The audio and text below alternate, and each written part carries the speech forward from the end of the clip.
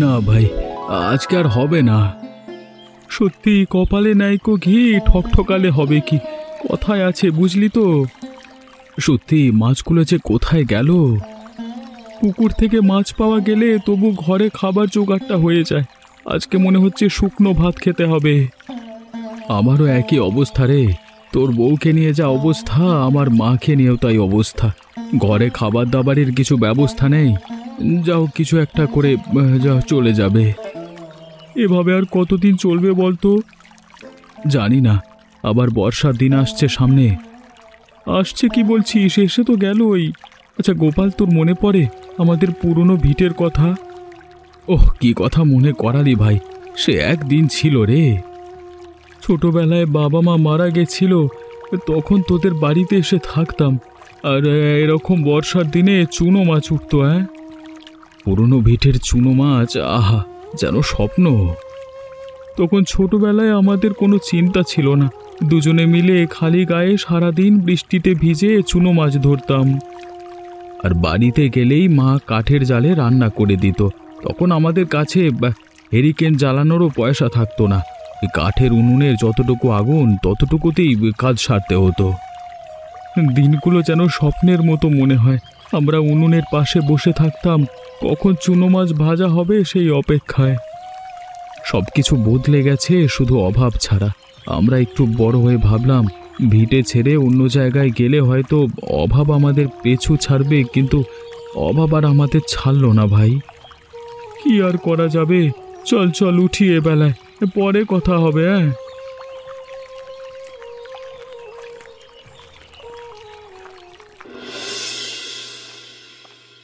কি গো, খালি হাতে আসছো কেন? আজকে মাছ একদম পড়েনি গো। তুমি মাছ আনবে বলে আমি অপেক্ষা করে বসে আছি। এখন কি দিয়ে তোমাকে ভাত দেবো বলো তো? ঘরে তো ডাল ছিল না যে ডাল করব। গোপালের সাথে কথা হচ্ছিল তাই। এবার অভাব আর আমাদের পিছু ছাড়লো না গিন্নি। কি করবে বলো? কপাল করে এসেছো। দাও, যদি শুধু ভাত থাকে তাই দাও। খেতে তো হবেই, পেটের জ্বালা যখন। তোমাকে রোজ রোজ এরকম শুধু ভাত দিতে আমার খারাপ লাগে। কেন যে পুকুরে আজকাল মাছ পাওয়া যায় না বুঝতে পারছি না। এই গ্রামে কিছু একটা গন্ডগোল হয়েছে গো।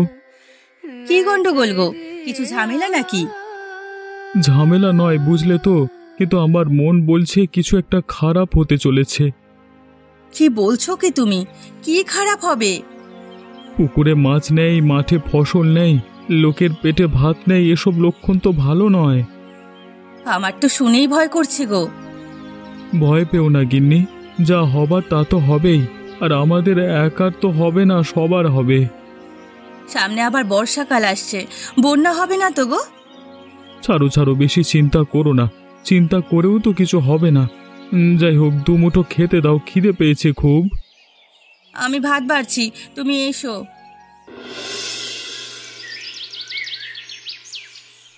আরে ও বুড়িমা, বুড়িমা কোথায় চললে? বাড়ি যাচ্ছি। তোমার ছেলে তো আজকাল ভালোই ফকটিয়ায় পুকুরে মাছ ধরে পেট চালাচ্ছে। গ্রামের সার্বজনীন একটা পুকুর ছিল বলে এই যাত্রায় তোমরা বেঁচে গেলে। এমন করে কথা বলছিস যেন পুকুরে কত মাছ আছে।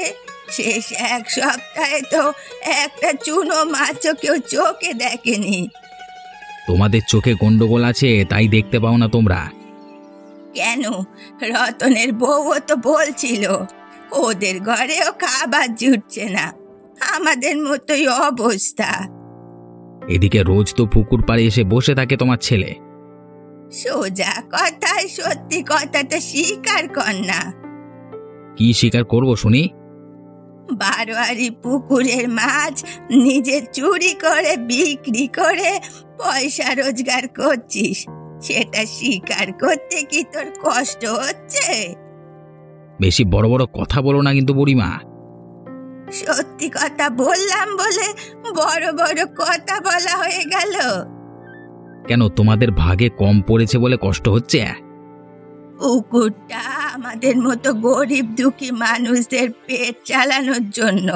তুই একা স্বার্থপরের মতো সব মাছ ধরে করে পয়সা তুলে আমাদের বঞ্চিত করছিস, আর সেটা বললেই দোষ। শুধরে যাও, কিন্তু এইসব ব্যাপার নিয়ে বেশি বাড়াবাড়ি করো না। আমি যেটা করছি আমাকে আমার মতো করতে দাও, নাহলে কিন্তু খারাপ হয়ে যাবে। আমাকে চেনো তো, তোমার ছেলেকে আর খুঁজে পাবে না। একদিন এই পাপের ফল তুই পাবি পোড়া মুখো। হ্যাঁ রে, বৌদি বাড়ি নেই। তোর বৌদি বাড়ি নেই বলি তো দুজনে আড্ডা মারতে পারছি। কোথায় গেছে? এতদিন আমি খাবার জোগাড় করতে পারিনি, এবার তোর বৌদি বলেছে কিছু একটা জোগাড় করে আনবে।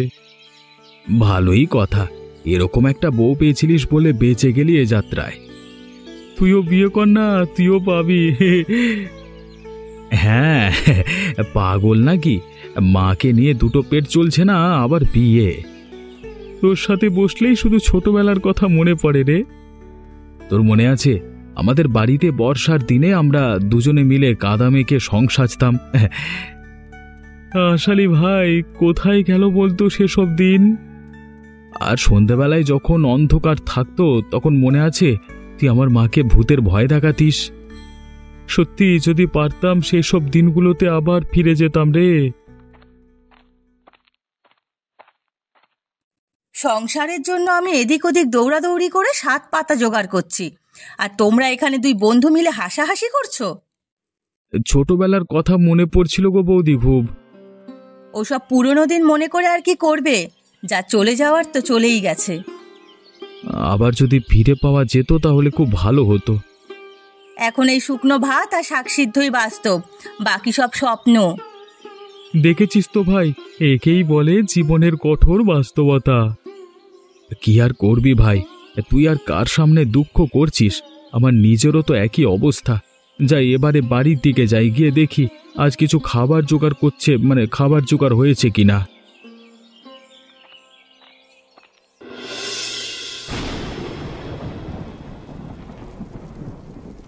কি হবে রে খোকা, হঠাৎ করে এরকম বৃষ্টি আসবে তা তো বুঝতে পারা যায়নি। কথায় আছে না, মরার উপরে খাড়ার ঘা, সেই অবস্থা হয়েছে। এমনিতেই পেটে খাবার নেই, তার উপরে আবার ঘর ভেঙে জল পড়ছে মাথায়। আজকে রাতে ঘুমানোর দফা রফা হয়ে গেল। তুই তো এত চেষ্টা করিস, কিছু করতে পারিস না? তুমি ভাবো মা, আমরা কত স্বপ্ন নিয়ে আমাদের পুরনো ভিটে ছেড়ে এখানে এলাম। রতনের সাথে দেখা হলেই কথা হয়। কত ভালো ছিলাম আমরা সেখানে। অভাব থাকলেও খাবার দাবারের কষ্ট ছিল না, কিছু না কিছু জোগাড় হয়ে যেত। তুই কি আর নিজের ভাগ্য থেকে পালাতে পারবি রে? যেখানেই চলে যাস ভাগ্য তো পিছু করবেই। আমরা স্বপ্ন নিয়ে এসেছিলাম যে এখানে এসে ভাগ্য বদলাবে, উল্টে তো দেখছি এই গ্রামে কাজবাজের কোনো বালাই নেই। মাঠে ফসল হয় না, কি কাজ করব বলতো? পুকুরগুলোতে মাছ নেই, সব লোক এরকম খারাপ পরিস্থিতির মধ্যে আছে। মাছ থাকবে কি করে বলতো?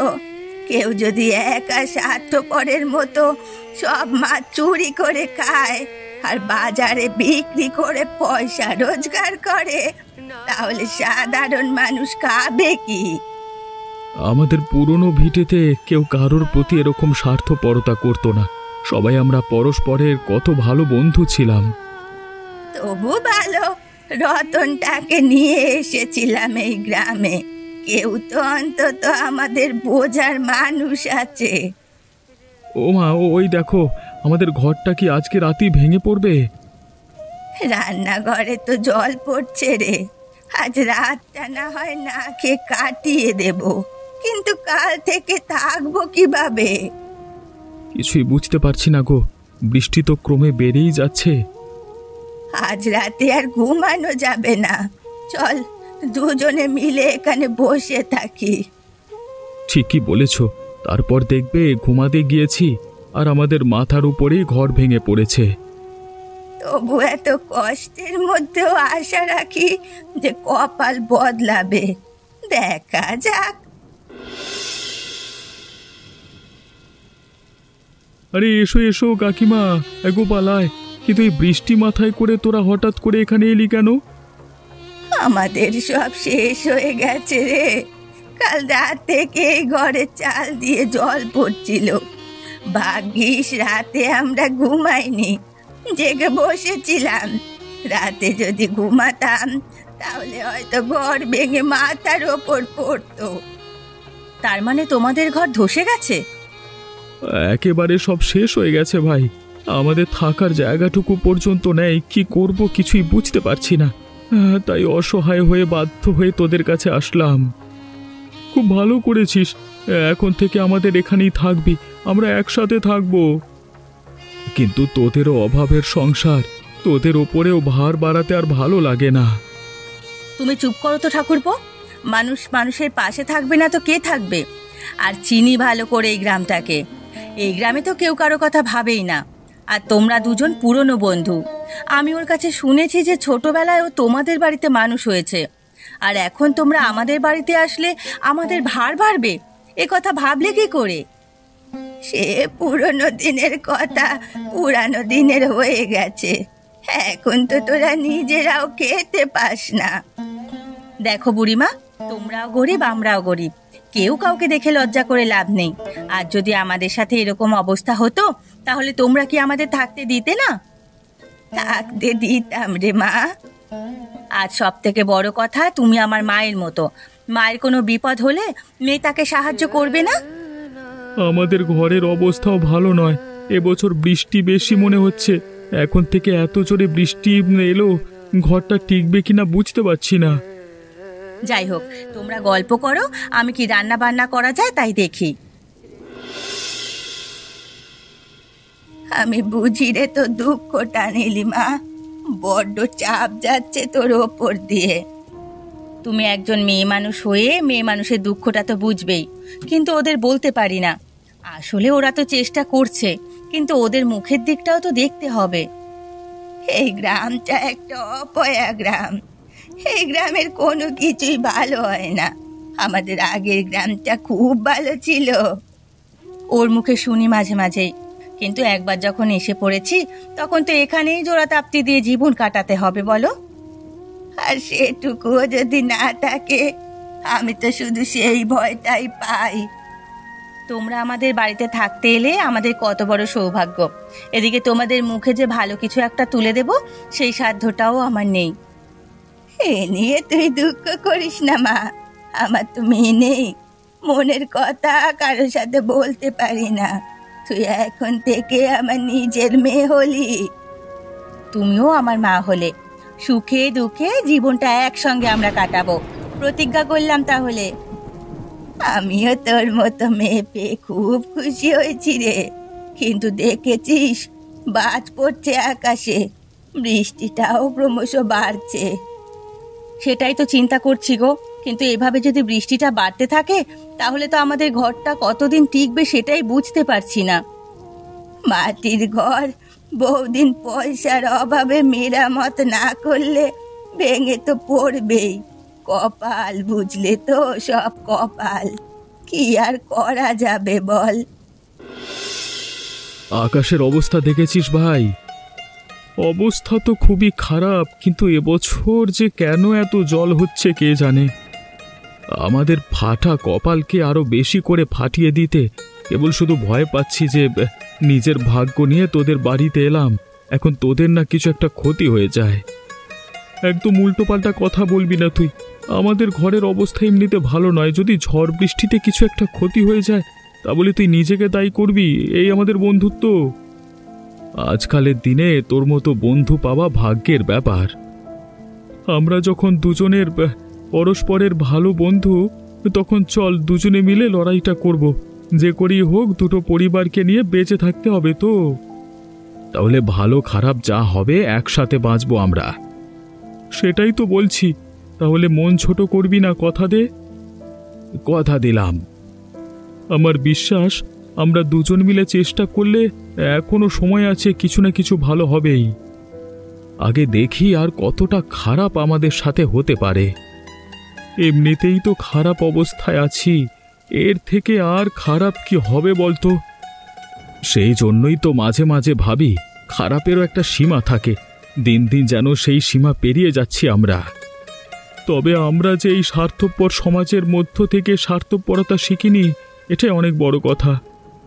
কোনোদিন কারোর প্রতি স্বার্থপর হব না, এই প্রতিজ্ঞাটাই করছি। আমিও গরিব হতে পারি, তবে প্রকৃত মানুষ, মনুষ্যত্ব বিসর্জন দিয়ে বড়লোক হতে পারবো না।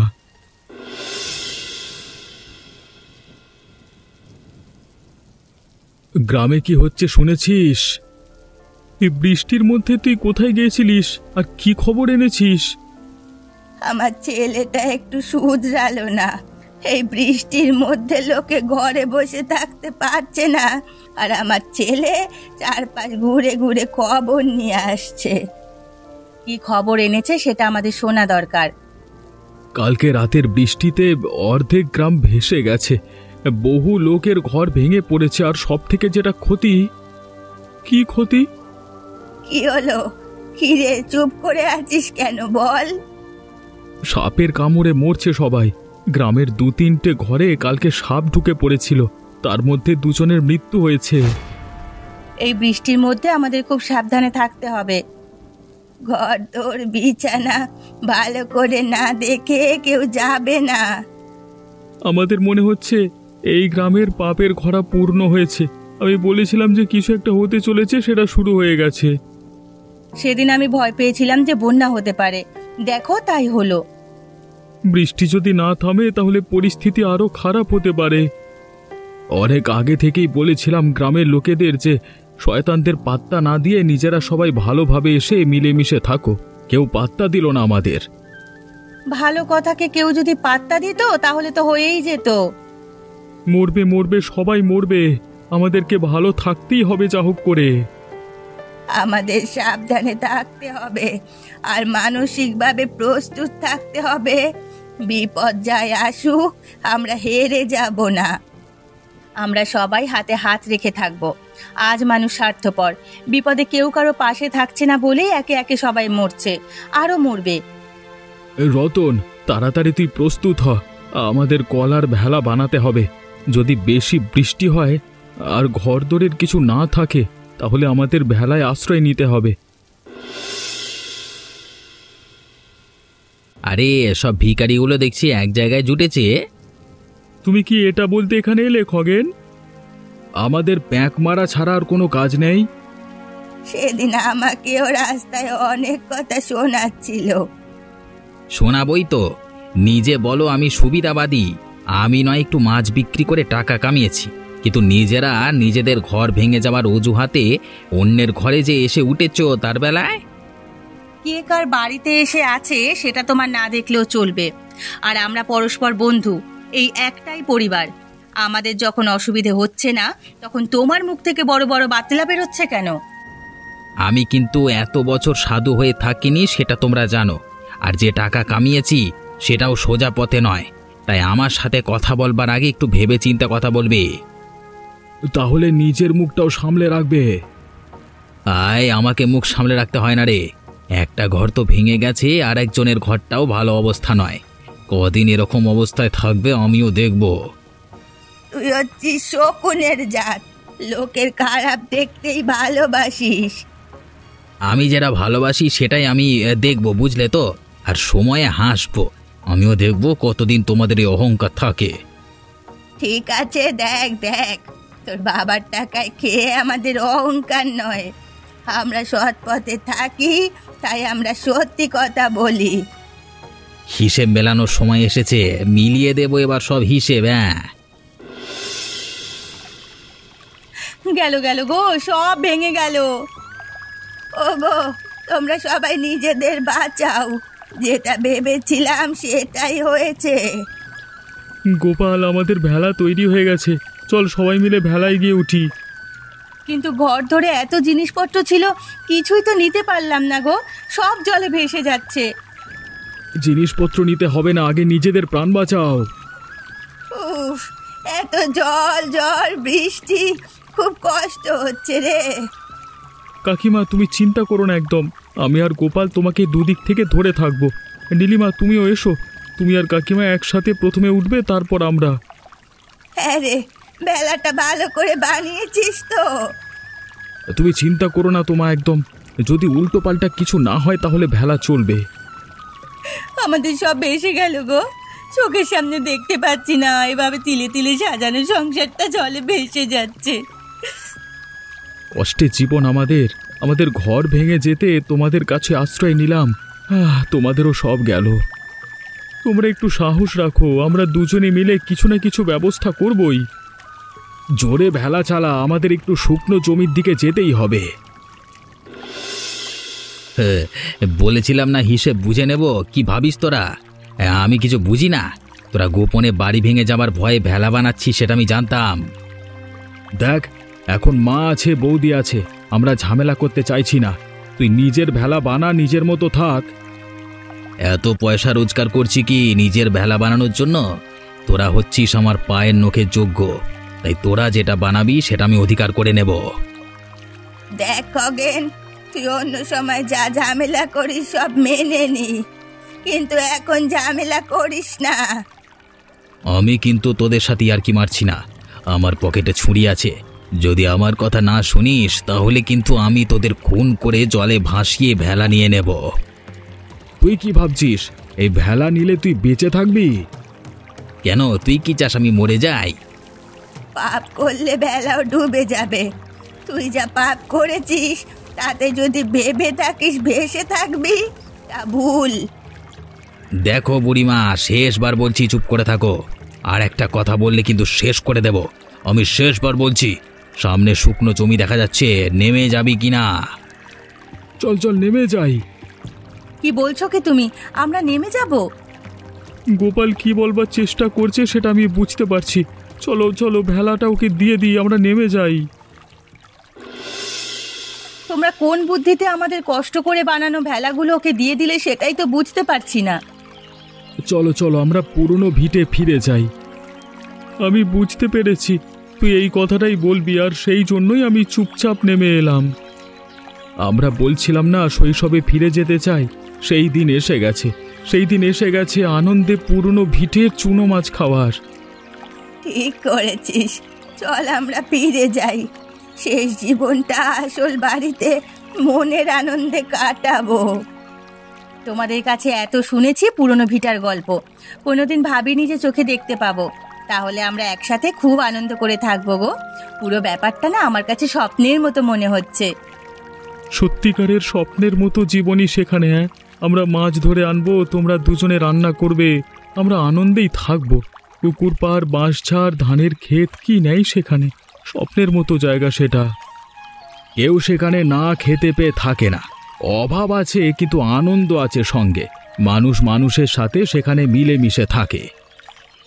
বাঁচাও! আরে আমার ভেলা ডুবে যাচ্ছে, বাঁচাও! নামার সময় আমি ভেলার মাঝখানে ফুটো করে দিয়েছিলাম। এই গ্রামের মানুষেরা এভাবেই মরবে অজ্ঞানতার দোষে। তোমরা কিন্তু দয়া করে এদের মতো এরকম স্বার্থপর হয়েও না। আর আমাদের সঙ্গে থেকো, চ্যানেলটা সাবস্ক্রাইব করে, কেমন?